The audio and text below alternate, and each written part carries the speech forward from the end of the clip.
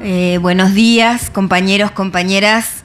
Agradecer primero la invitación de Fabián y de los compañeros, por supuesto, de ACMER a ser parte de esta iniciativa política de la CETERA, que mientras los compañeros que me antecedieron en la palabra compartían sus reflexiones, yo recordaba que hace la primera vez que vine a Paraná, y bueno, ahí quiero recordar a Betty, quiero recordar a Shirley y a Clelia, que las queremos mucho y forman parte de la historia importante de la defensa de la educación pública.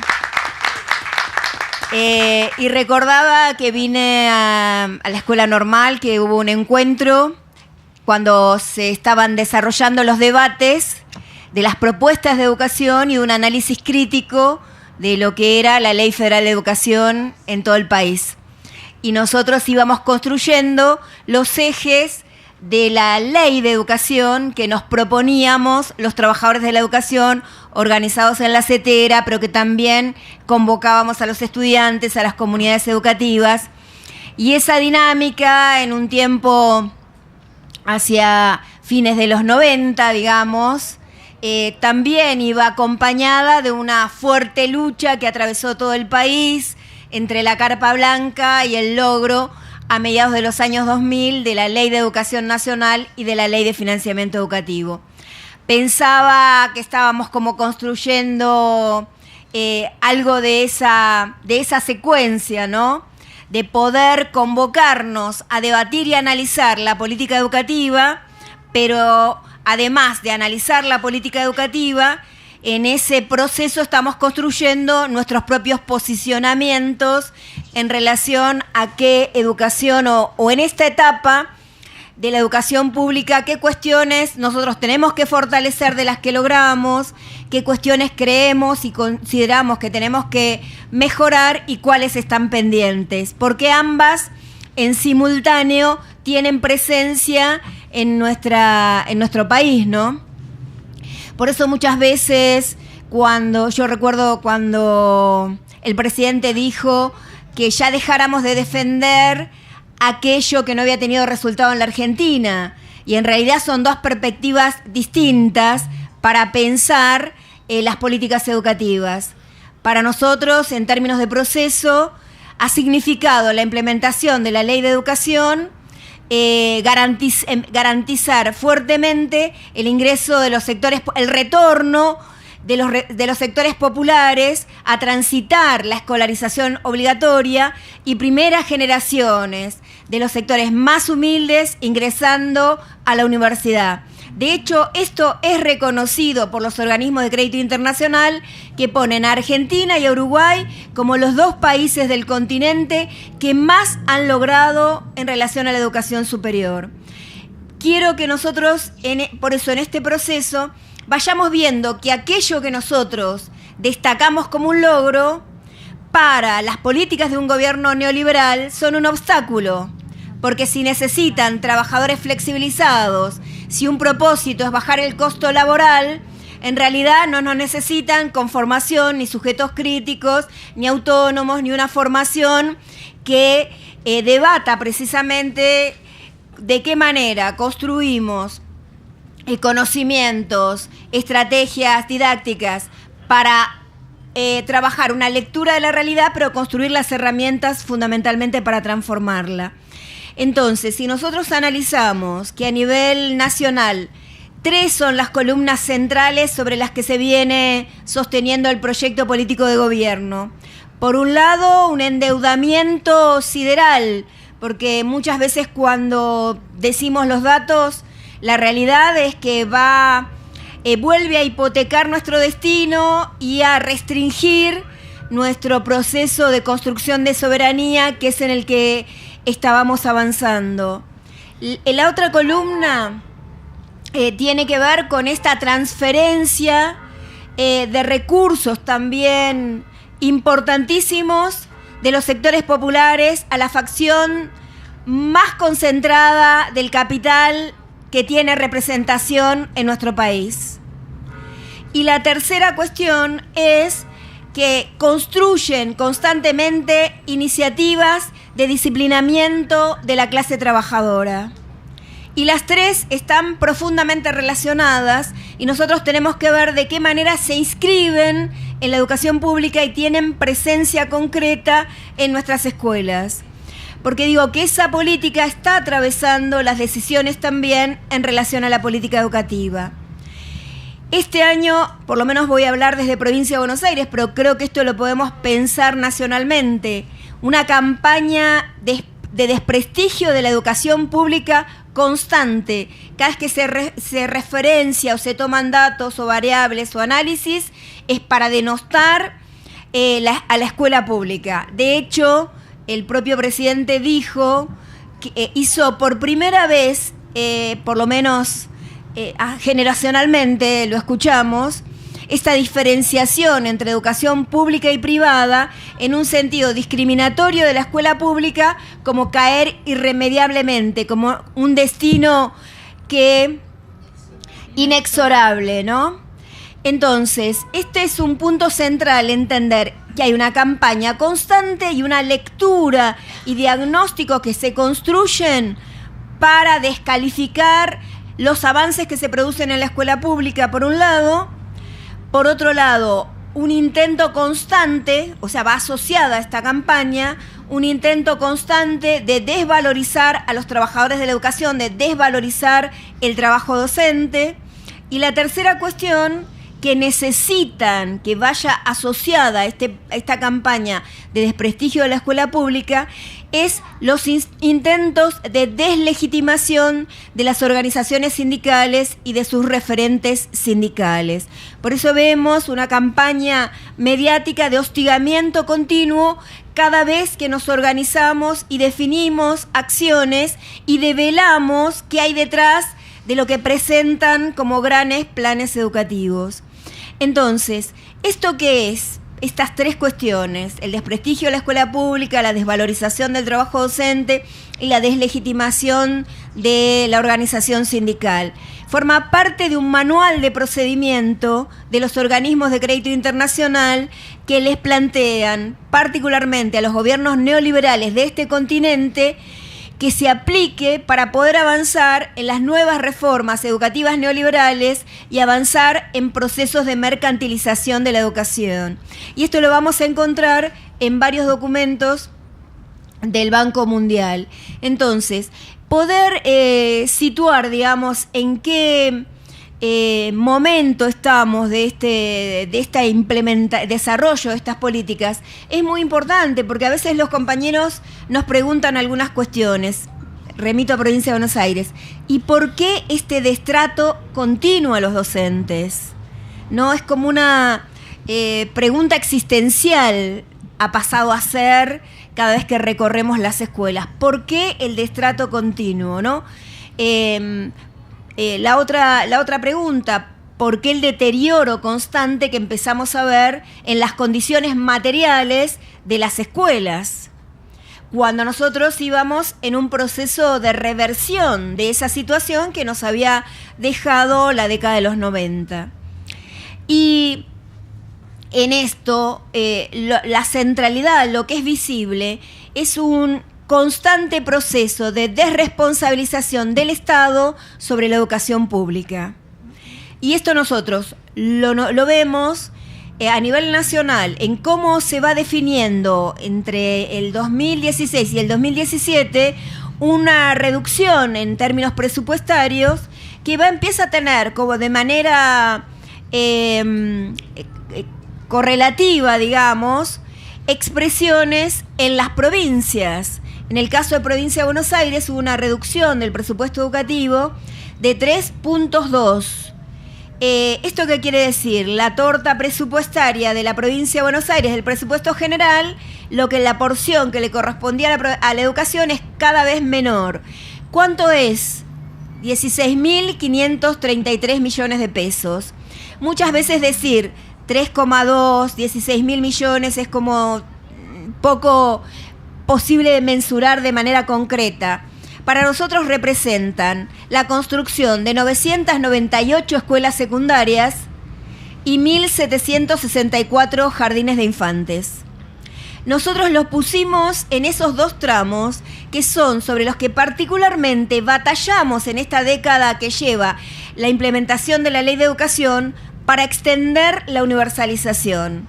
Y son sobre las dos en las que nosotros empezamos a ver cada vez más restricciones presupuestarias en relación a garantizarla, no solo en la construcción o ampliación de escuelas, sino también en los recursos que se destinan. Y en Provincia de Buenos Aires, por ejemplo, una de las otras cuestiones en las que esto se va a plasmar es que tenemos 7.000 estudiantes que todavía no comenzaron su ciclo lectivo. 7.000 estudiantes en la provincia de Buenos Aires que no empezaron las clases porque no se nombraron sus maestros y profesores. Cargos que fueron solicitados en octubre del 2016.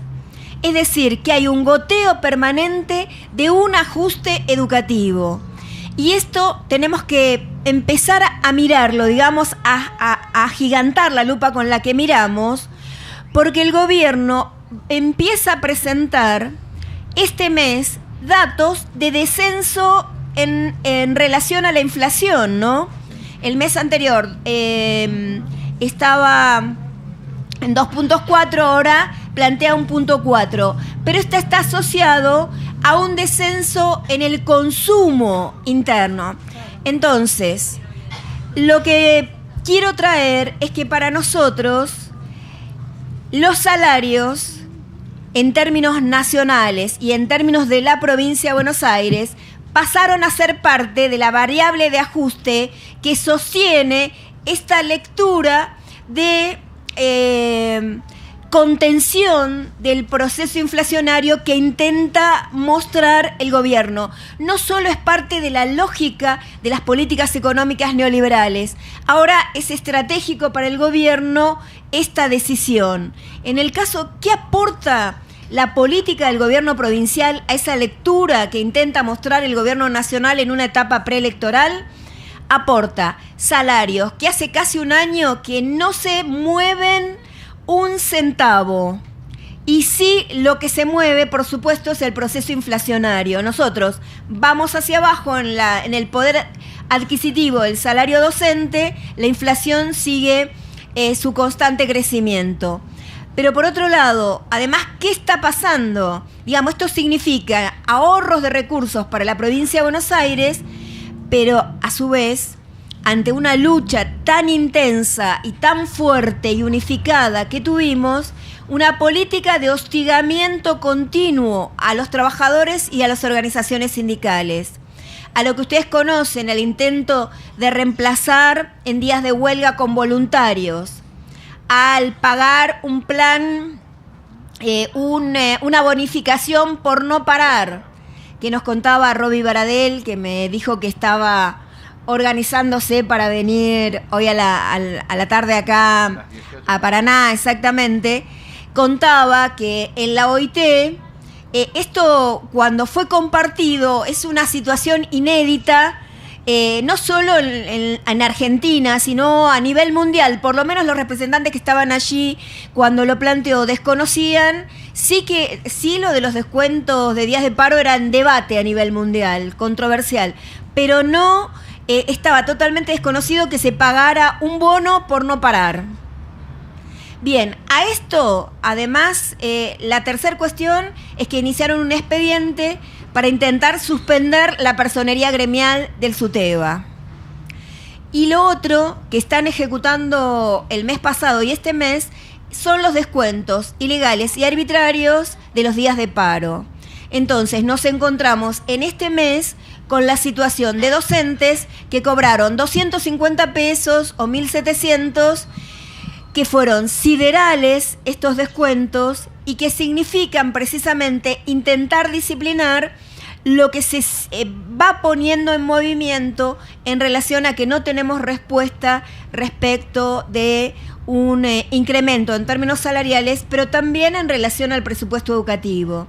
Entonces, esta campaña de desprestigio de la educación pública, en la que se construyen análisis y datos continuos para denostarla, por otro lado, también siguen generando las condiciones precisamente para el deterioro del trabajo docente. Entonces nosotros estamos poniendo mucho acento en que el salario docente es una variable pedagógica y no podemos hablar del debate sobre educación pública de calidad con salarios empobrecidos y en todo caso también con condiciones laborales deterioradas.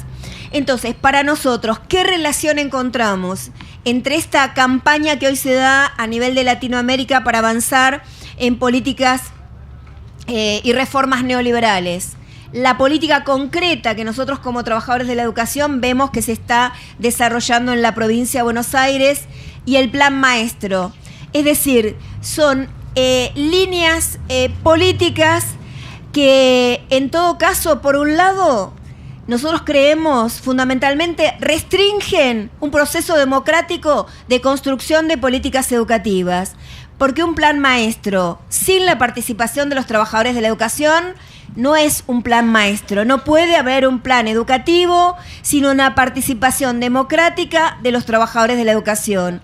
Y esto significa que el gobierno tiene una concepción política de los trabajadores de un lugar subordinado a las decisiones que concentran fuertemente quienes hoy están en la administración del Estado. Y esto significa desvalorizar los conocimientos que nosotros producimos en nuestro trabajo. Y creemos que esto tiene que ser una disputa fuerte porque le da sentido, cuando la miramos desde esa perspectiva, que tampoco convoquen a la paritaria nacional docente, no solo para la discusión salarial, sino para la discusión de las políticas de formación, de los programas socioeducativos, de las otras políticas educativas que son fundamentales para seguir avanzando en la implementación de la ley de educación. Para nosotros hay algunos puntos que voy a tratar de decir, no sé cómo vamos de tiempo, rápidamente en relación al plan maestro. Cuestiones, creo que las venían diciendo también los compañeros. En ningún momento hay una direccionalidad de plantear que se proponen una política educativa vinculada a un proyecto de país que piense la educación para todos y todas. Esa es la centralidad. Es decir, hay una dilución del concepto de lo común y de proyecto de educación nacional. Y nos parece que este es un punto que contraría fuertemente los fines y principios de la Ley de Educación Nacional y por los que tanto nosotros venimos y seguiremos batallando. La otra cuestión, asociado a esto, el concepto de lo público, que para nosotros tiene que ver con lo común, con un proyecto en términos nacionales, pero también con la responsabilidad indelegable del Estado como garante de la educación en todo el país, ¿no? Dos cuestiones más. ¿Cómo ubican a los estudiantes y cómo ubican a los trabajadores de la educación? A los estudiantes, decimos nosotros, siempre como sujetos de déficit. El que no sabe, el que no puede, el que es pobre, es decir, siempre desde las limitaciones que los propios sistemas económicos y sociales generan, pasan a ser atributo de los estudiantes y no consecuencias de las políticas que se generan. Entonces, esta es una cuestión central que nosotros tenemos que trabajar porque atraviesa ideológicamente muchas veces las representaciones que los trabajadores de la educación tienen sobre los estudiantes y las comunidades. Y este es un punto fuerte de debate para nosotros porque enraiza, digamos, el plan maestro en esa lectura de sentido común a veces de las realidades educativas y sociales que los propios trabajadores de la educación podemos tener. La otra cuestión, ¿cómo nos ven o nos posicionan a los trabajadores de la educación? Por un lado, siempre mencionan o nos toman a los trabajadores de la educación vinculados a los resultados, ¿no? A los resultados de los estudiantes. Y en todo caso, desde esa perspectiva, analizan nuestro desempeño académico o el trabajo, el desarrollo de nuestro trabajo. En esa línea también lo que se invisibiliza, digamos, al poner a los propios sujetos, que somos los que estamos en diálogo y en construcción constante en cada una de las escuelas, ponernos como los propios responsables de nuestro destino, invisibilizando, reitero, las políticas económicas, las políticas sociales que generan desigualdad en términos sociales y en términos educativos. Entonces, estos dos puntos, digamos, estas dos cuestiones, o cómo nos miran en términos de sujetos a los trabajadores y a los estudiantes, es central, porque nos hermana fuertemente en la lucha que nosotros tenemos que desarrollar junto con nuestras comunidades educativas. Y el hacer tan visible estas responsabilidades es como una escena teatral, ocultan lo que está detrás de bambalinas. Y nosotros tenemos que correr las bambalinas, porque detrás de las bambalinas está, como bien decían los compañeros, el desmantelamiento de un Ministerio de Educación como constructor de políticas educativas nacionales y como constructor no solo de esas direccionalidades políticas, sino también del financiamiento que se requiere para su concreción. Dos cuestiones que, como decía Miguel, están ausentes a la hora de plantearnos metas para el 2026 o metas para el 2021. Pueden ser un conjunto de expresiones de voluntades que consultadas en términos de títulos, muchos de nosotros adheriríamos, porque decir la extensión de la obligatoriedad de la secundaria fue parte de nuestra lucha. La cuestión es que lo que nos ocultan es cómo van a desarrollar ese proceso, es decir, en el marco de una política de ajuste educativo y en una política fundamentalmente de desmantelación del Estado, de desmantelamiento del Estado nacional. Entonces decíamos, esto es fundamental para nosotros poder abrir el debate con las comunidades educativas para seguir defendiendo a la educación pública como uno de los lugares centrales en los que la batalla cultural por generar procesos de emancipación en términos de colectivos, pero más que nada aportar al fortalecimiento de procesos y de luchas de las organizaciones populares, nosotros desde ese lugar tenemos que seguir construyendo. Por eso me parece central esta iniciativa política de la CETERA, de una escuela itinerante que recorra todo el país y nos desafíe a pensar este tiempo histórico a partir de lo que conquistamos y de lo que vamos a seguir luchando por defender y por construir para nuestros pibes, para nosotros como trabajadores de la educación y para nuestro pueblo.